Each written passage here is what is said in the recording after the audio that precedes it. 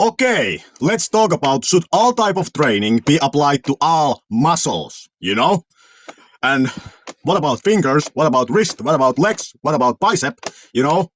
And by all type of training, I mean these types of training methods. Ballistic training, explosive training, eccentric training, plyometrics, weight training, normal weights, endurance training, isometric training, Should certain muscle groups or muscle types be trained with different methods? This is what we wanna get answered in this video, alright? And let's first acknowledge the obvious. Muscles have different lever arms. For example, calf muscle. It appears that the calf muscle is actually has a pretty well balanced lever arm, meaning that the lever arm which is against it is about 3 times as long as its own lever arm. But then we have also the bicep, in which the situation looks like instead of being this, it almost looks like it's 10 times this advantaged, So my question here is, does this reflect on the type of the muscle fiber found in the muscle, This was my starting question. But just recognizing it here, let's just move on to the results. Here is after my long looking around and going through tens of studies, here are my results. Let's start with upper arm. So here I have just summarized some of the findings. Let's start with the bicep. For bicep, I found surface level data and deep data, meaning that the surface level muscle type ratio is 40-60 and the deep ratio is 50-50, meaning that the first number here is the low switch muscle fibers, type 1 muscle fibers, and the second number here is the type 2 muscle fibers, and this is the ratio, alright? Type 1, type 2, alright? And this is, in this presentation, the format I will show this. So, looking at this, you can go look it up. We found this data for the bicep. So it's for the surface 40-60, deep 50-50, alright? And this is a general theme in all muscles. Surface level has more type 2 than the deep parts because they have better leverage, Higher from the muscle you pull, the better leverage that part of the muscle has. So it makes sense to give that part of the muscle the speed ability, alright? Because it is better positioned to do the speed. Then this muscle there, it also contributes to the elbow flexion, being the third muscle which contributes to the elbow flexion. It's 40-60, alright? And from this study. Then the tricep, it's elbow extension. But there is little bit controversy about the tricep. I have found 2 sources. The one of the sources says that the ratio is about 40-60. But the second source, meaning this source, says that it is 30-70, meaning that the tricep would be heavily packed with type 2 fibers, which are speed fibers. The type 2 are endurance fibers, alright? So, I am leaning toward this number. It would be hard to think that the tricep would be actually this speed dominant, It might be, but I found this easier to believe, alright? So I'm going with that number. But then brachialis. There is no data on brachialis, which is, I don't understand. Why can't there not be data on brachialis? They have all kind of data on all kinds of thumb muscles and all tiny muscles which are everywhere, and nobody cares anything about them. But here we have brachialis, the third elbow flexion, and no data on it, on the muscle fiber ratio, which is like, what? But here is my here's some thoughts about the brachialis in lack of data. 1, deeper muscles have higher type count in general, Brachialis is a deep muscle. It's under the bicep. And even the deepest parts of the bicep were 50-50. So could the brachialis actually be 60-40 in favor of the type 2 muscle fibers? So I'm asking this question. It kind of would maybe look like it. Then, second point. Bicep and brachialis appear similar to the calf and soleus muscle, which point to the higher type 1 count in the brachialis. Here's the reality. This is what happens in your calf muscles. This is the top calf muscles, which name is gastrocnemius muscle. its ratio is 50-50. But under this top calf muscle is this muscle, which name is soleus. And its ratio is 90-10, meaning it's 90% of type 1 muscle fibers, meaning it's built for endurance because you're standing around and walking. So it takes over in those activities. If you need to jump or run, this takes over, you know? That's how it's kind of make. But here, look at the similarity here. The bicep sits on top of the brachialis, just like your calf is made, you know? So the question here is the brachialis like the soleus, you know? Is it meant for high endurance and it's hiding there behind the biceps?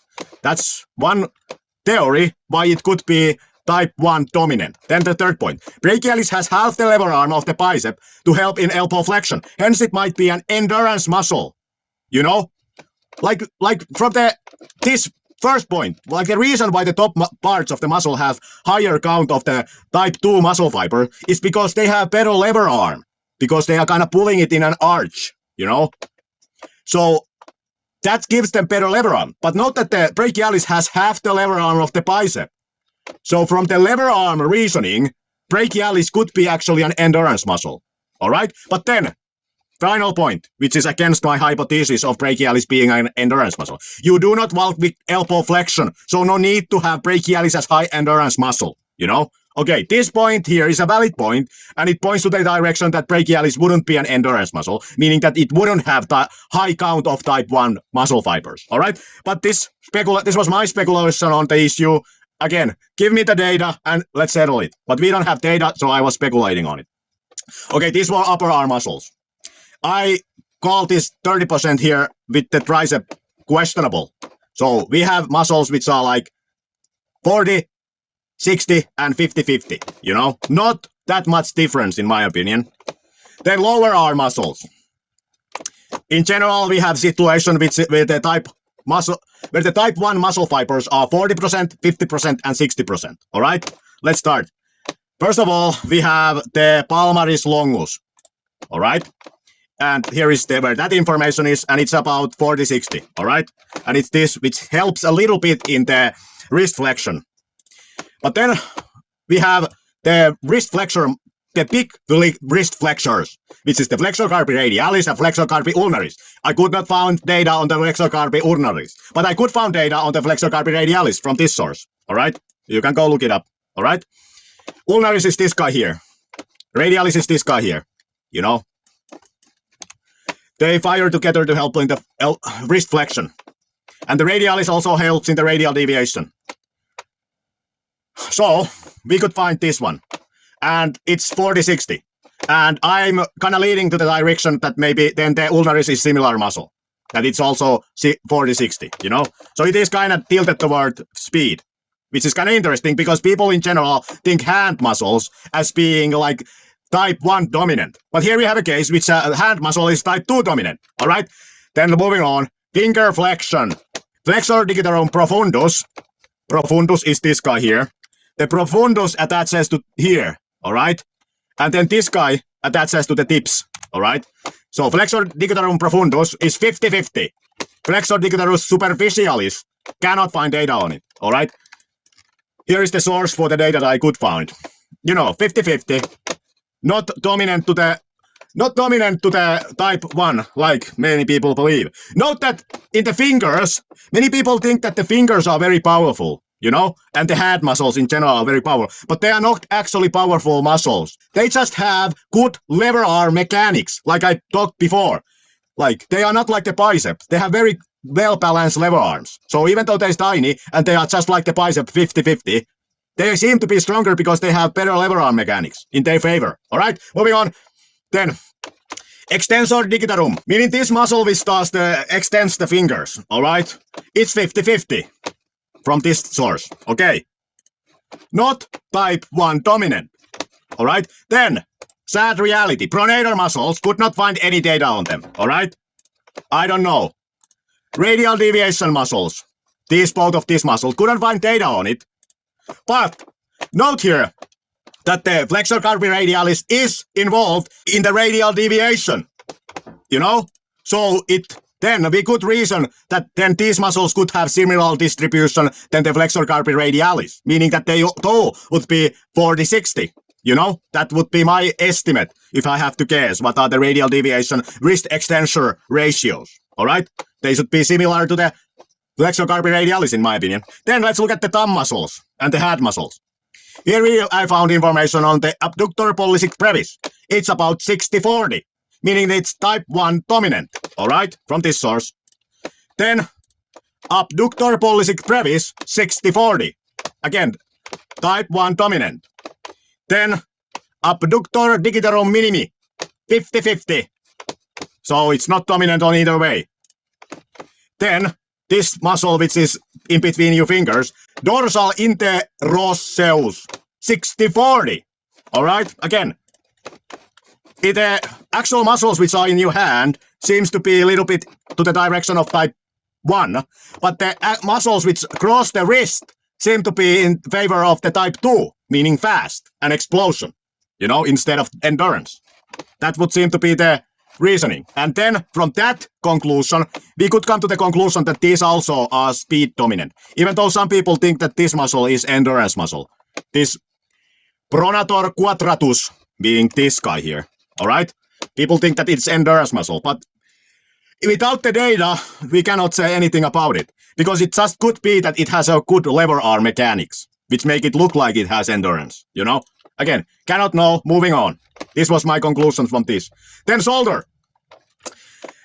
Pectoralis clavic, meaning this part of the pectoralis, which connects to this bone, which is the clavicular bone, all right?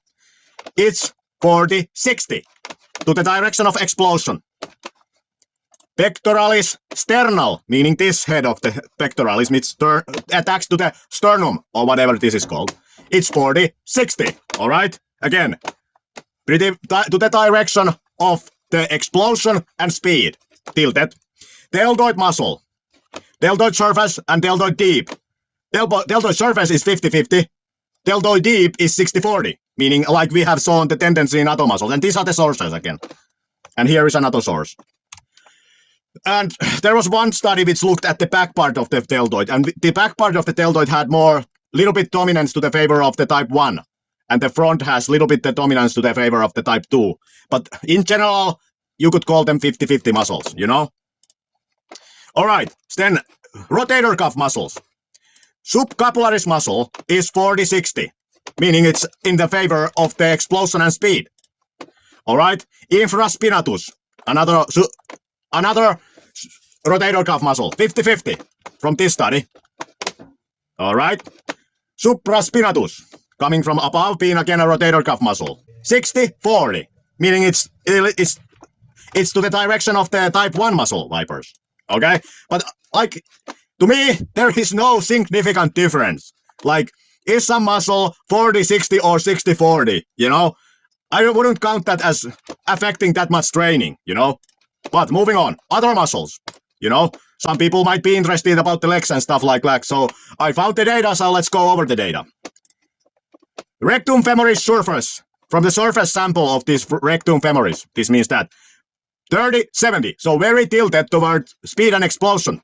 Rectum femoris deep part of the muscle is still tilted toward explosion, but not so much. 40-60. From this source, all right? Then, gluteus maximus, your ass, all right? 50-50, you know? So, not tilted toward anything.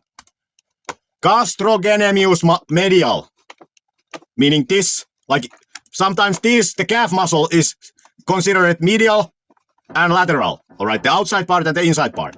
So, this is the medial, 50-50 from this source, all right?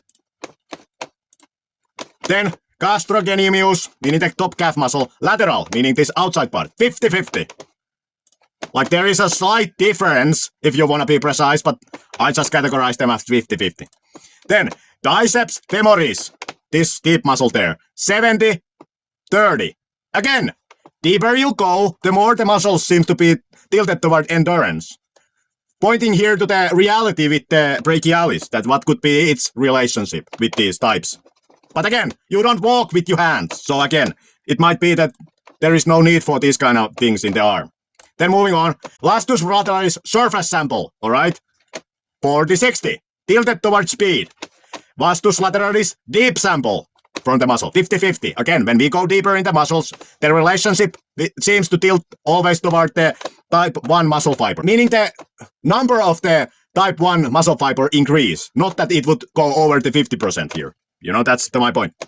Okay, then extensor digitorum brevis, meaning this weird muscle which extends the toes, 50-50, all right? Then flexor digitorum brevis, again, toe muscles, bending toes, the muscle which bends the toes, 50-50. Then trapezius, meaning you traps, 50-50, all right? So nothing weird about this. Everything seems to be pretty 50-50, and then if you go very deep and you are talking about the leg muscles, then it seems to that they have high type 1 count, okay? Moving on. Iliopsal muscle, however you pronounce this, 50-50 from this source. Nothing weird about it. Erector spinae, erector muscles, 60-40. Alright, so a little bit to the direction of endurance. Because they have to keep you erect when you are standing around. Makes sense that they are a little bit more in the endurance size than speed and explosion. Alright? Then, rectus abdominis, ab muscles, these direct ab muscles. No, obviously there are other ones, but we are just looking at these. 50-50. So these were the other muscles, for those who are interested on these. Again, I would not call that there is anything special here. Like, if you don't go deep enough in these muscles, then there seems to be muscles which are endurance dominated. But if you are just looking at the big muscles, they seem to be either 50-50 or a little bit tilted toward explosion. Alright? Nothing crazy. Nothing crazy. So these were the type 1 to type 2 ratios in muscles. Like, you could see that there is nothing crazy going on. They are pretty similar. The tricep was the only thing which was kind of weird. But if we exclude the study in which it concluded the 30%, then everything is pretty much 40, 60, or 60-40. Pretty similar stuff, you know? Nothing to worry about. And then, here, okay, let's now understand what kind of muscles are weird. What makes a muscle weird? Because there are muscles which are very weird regarding these ratios. And the first of these is the soleus. Because it's 90-10. The soleus being this one which is hiding behind the calf muscles. It's 90-10, like I previously mentioned. It's weird, but it's understandable that it is weird because you need endurance in your feet. Understandable to have a weird muscle there. Then, this muscle, orbicularis oculi. This is the one which is around your eyes. 15 to 85. Again, weird, but it's understandable that it is weird because you need rapid eye movements, you know? So back it with the type 2 muscle fibers. Your eyes do not need endurance. This thing needs to open the eyes. They only need speed. Again, you understand why this would be weird, you know? Then, this one. Sternomastoid. These neck muscles. 35, 65. But again, it's understandable to pack them full of type 2 because you need fast head movements. Because you need to be dodging stuff. You know, somebody tries to hit you to the head. You need those type 2 muscle fibers in the neck so that you can move your head fast, you know? Nobody can touch it, you know? If somebody hits you to the head, it's game over. So pack it full of type 2 fibers, alright? Then again, weird muscle. Tibialis anterior. 73, 27. Again, this one. Weird muscle. But again, it's high endurance muscle, understandable because it's in the leg. You need to walk. You need to stand around. This is very understandable. You can see a team here, you know? The logic here is this. Pack it full of type 2 muscle fibers if it doesn't have to do any type of work, but we need it to do fast movements. You know, nobody's here working with their neck. You know, if you don't intend to work with your neck. You know, nobody's working with their eyes. They don't need endurance. Just pack it with type 2. And then with these weird leg muscles, understandable. You need endurance in the legs. So give the legs muscles which are packed full of type 1. Alright? Here's the conclusion of the whole shit. Here, in the neck and in the head, there are type 2 dominant muscles. You know? Understandable. And in the legs, there are muscles which are type 1 dominant. Alright? Because you need them there. But every other muscles is pretty much the same. You know? They are pretty much the same. All other muscles are pretty much identical in the eyes of training methods. You know? This is my conclusion on this video. Yes, everything should pretty much train. You can train everything with any of these. fingers, wrists, everything. You can train them everything with these, whatever, because the difference in the muscle fiber ratios are not that significant for everyday use muscles. Only when you are talking about super odd muscles, which has super specialized function, then you are entering a realm of having to think some other type of training methods because the ratio is different. All right, but then you might not say, but what about muscle architecture types? You know, like you have different orientation of these muscle fibers in some muscles. You know, like you have these kind of things, these kind of things, these kind of things. You know, so what about that? Shouldn't that affect training methods? My answer to this is no. They do not affect training methods because, here is because. First of all, let's look at this. Here we have parallel muscle fibers in a muscle. Here, this muscle only has 2 fibers, all right? Kind of weak, but makes the point. Here, the muscle fibers are 90 degrees to the bone, all right? Ideal angle to pull the bone. But now when the bone has moved, the muscle fibers are now 45 degrees to the bone, all right? So even in these muscles where the muscle fibers are parallel, it's not that they would always pull ideally to the bone, because the bone angle changes to the pull direction, you know? So let's consider you have this type of muscle where the muscle fibers go like this. Like, who cares? Who cares that they are now in this position, the muscle fibers are pulling in a 45-degree angle to the bone. When this bone goes down, that number changes. You know, it changes anyways. So for the person who thinks that this muscle fiber architecture should affect training, then do you also believe that the bone angle should affect training? Because even in these muscles, where the muscle fibers are parallel, they are only parallel to the bone when this is perpendicular to the pull direction, you know? So are you also changing training methods when the pull direction is like this, even in these parallel muscle fiber muscles, you know? Do you change your training methods here and here? Because the same way in this, the joint angle changes the muscle fiber direction to the bone, all right? So what is the true reason why you have different architectures in the muscle fibers? First reason is this: limited space. You look at here, what they have done with the forearm. They have attached everything here. Why did they attach everything here? Because the bicep and brachialis are already occupying this middle part. You cannot attach anything to it because the bicep and brachialis are taking that spot. So you have just 2 hooks here. Either put it here or put it here, you know? Either put it here or put it here, you know? 2 hooks, but you have a lot of muscles to attach to this. So you are gonna put them in the same place, which creates then the common flexor tendon, because everything comes together there, you know? Like you could, in some other circumstances, just consider all these muscles which go here as being one muscle, because they come together here, you know? Just like with the pectoral, all these fibers come together here. You could, from some logic, you could just say that these are all the same muscle, you know? Because they come together here. But why do they come together here? Because that's the only way you can put it somewhere. There is just 2 hooks in this where you can put it, because the middle part is occupied. So obviously you're gonna then put everything on the same hooks. And the same is the same is true with the pectoral. You have only one place here where you can put all this muscle mass. So of course they are gonna come together then. You have no other solutions than to come together, you know? It's not to make the pectoral somehow different in training. It's just you have limited space, so everything has to go together, all right? This is the first reason why things come together, all right? Then, second reason why things come together. Flatness. Bending strain. You can look it up, the bending strain. It's an engineering term. And the reason here is the flatness. Flatness 1, bending strain. That is the same reason why the muscles are made like that, why these exist. It's the same reason why the straps are flat. Why these cables have these type of things, alright? Why this is here. It's the same reason why the ligaments are flat in most of the cases, why this extension of the bicep lower attachment is flat, you know? Why this sartorius muscle is flat, you know? And why these straps are flat. Same reason, bending strain. Let's look at it.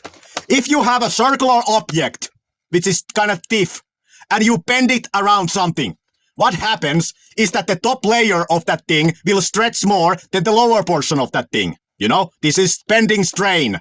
And if think about it as if running on the inside track of this track, you know, you are running here, or versus you are running on the outside track. The outside track is a lot longer path than the inside track. The same happens here. Because the outside track is a longer path than the inside track, the stuff that is on the outside track will stretch more than on the inside track. And that's why they put these things here, so that this wouldn't have so sharp bends to it, because it will damage this circular tube, this circular thing that it's going here. The same thing happens with your cables, and that's why they have these things. But with traps, because they are flat, this phenomena is reduced. You can take an easier time bending around sharp corners because they are flat. Because the bending strain phenomena is not affecting them that much because they're flat.